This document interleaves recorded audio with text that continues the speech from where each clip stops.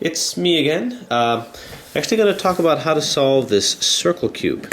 Now, you notice it says mercury, and you probably think you know what that means, that all the sides, all the centers are fixed except for one of them, and that would be the white side. And that was the case until I modified it. So basically this is a circle cube, modified from a mercury where all the centers are fixed except for one. Now to do this, I had to buy actually two cubes. A mercury cube where all the sides are fixed except one, and a Jupiter cube where all the sides moved except for one.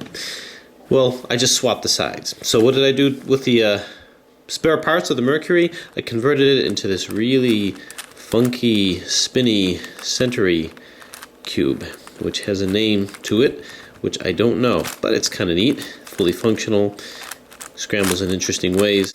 Alright, so I'm going to start by scrambling it. Abracadabra. Okay, there we go. So it looks pretty intimidating. First thing to do is pick a center, or pick a side. I'm going to do the green side. And what you want to do is you want to solve your cross. The only extra step that you're going to do with this is how to get these center edge pieces, or these middle edge pieces where they're supposed to be. So basically what you want to do first is you want to make sure that all of these middles are lined up with where they need to be here. So that's where they need to be, and they're all going to automatically line up. The other thing that you have to realize is that, we'll start off with this green. This is the green and yellow. So I'm going to want to put this on this side, but in the proper configuration. And the way that I do that is just opposite the green, is I'm going to put the green center here, which is somewhere along here. There it is. So I'm going to put that down. So this is the configuration I want. This down here, and this where it needs to be. Then I'm just going to take this green and yellow, move it down to the opposite side, and we're going to have sort of a pick up and drag phenomenon. So this is going to come around and pick it up here to the side that you want, and now it's going to drag it up here to the green side. Once I do that, I'll get the first part of my cross, or I'll get the cross on this side. So applying that here, we have the yellow, or the orange rather, and green. So I want to put the green down here.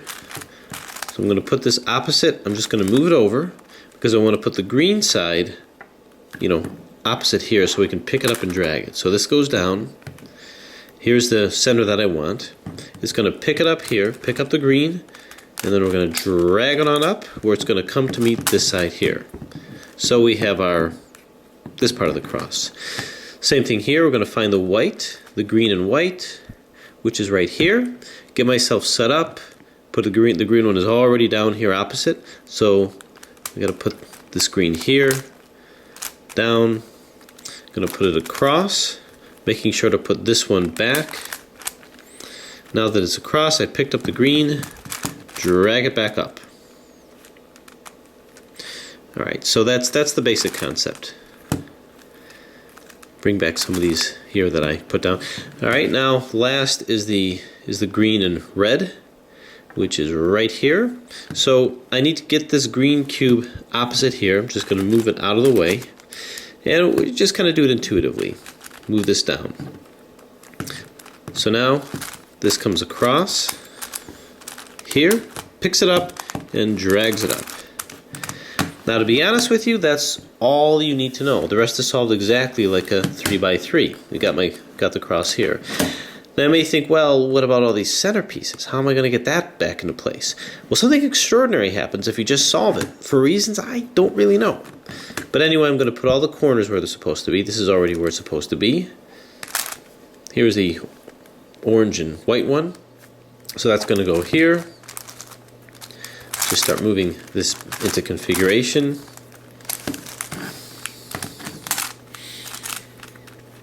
And the red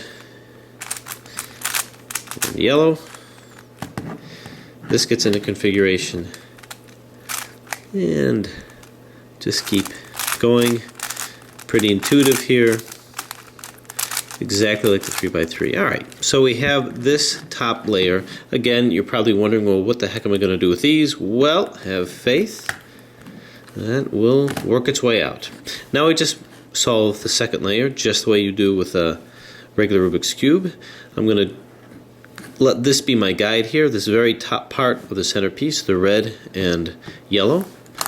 So I'm going to put this here and move it down here by the familiar algorithm, which I assume you all know, because I assume you all know how to do a 3x3. So that's down over here. Here's the yellow and orange. Move that into position so I can move the corner down here.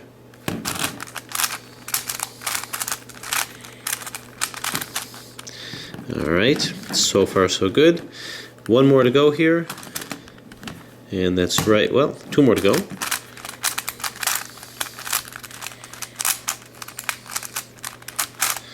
Alright, again, I'm not doing anything different than I would do for a normal Rubik's Cube, the cube that started it all. Okay, so now I have my two layers, and notice this all got solved. It just got solved. I didn't have to do anything except what I normally do. So now the next part, if I just follow the protocol, is I have to solve for this cross. So you do it the same way with the Rubik's Cube. I'm not sure if what I do is the same way that everyone does. I just learned it by reading the instruction manual on the cube when I got it. So I'm going to use the algorithm to get my cross. And since we're lined up here, F, R, U, and there's my cross. So the next step that I usually do is we're going to move these back into the centers that correspond to them. White, red, yellow, orange. And the next step in the Rubik's Cube is to basically flip these around so that they're where they need to be. So I find the one that has both of these lined up, and that's this one. Once I do that, I then just do the algorithm that sort of spins these around until they're all where they need to be. So I'm going to try to get the red one over here, and this will be fixed in place with the algorithm. If what I'm doing is not familiar to you, let me know, and I'll post some of these instructions in the notes. So the red one came in, so the next step that I usually do is I come across to this side. If this were not in place, I would turn it here and put it in place. But honestly, once you get this in place, pretty much every time I've done that, these also end up in place. So now we have this solved, all of these solved. I just have to put these in place. And notice pretty much the centers just kind of solve themselves. So find out where everything needs to be. Nothing is where they need to be, so I need to flip these around. So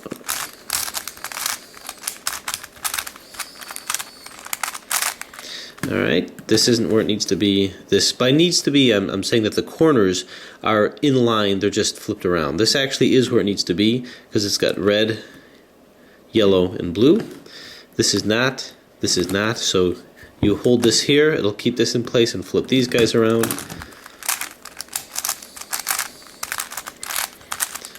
I assume this is beyond Cube 101 for you guys. This is where it needs to be, this is where it needs to be, this is where it needs to be, this is where it needs to be. So we just do our final solve by doing our D prime, R prime D until everything is flipped where it needs to be.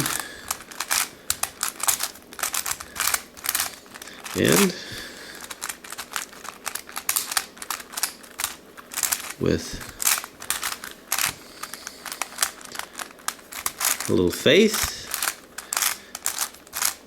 and not too many distractions, go through our algorithms, and finally, last and probably least, we end up with this, and it's solved. So pretty simple. Other tutorials that I see had you kind of going through and doing these individually. The only thing you really needed to do was at the very first part, get your cross in that rather intuitive way, solve it like a normal Rubik's Cube, and everything just kind of follows suit. I looked and I looked to see if I can create a parody, but if I just kept doing it like this, no such parody occurred. So that's it.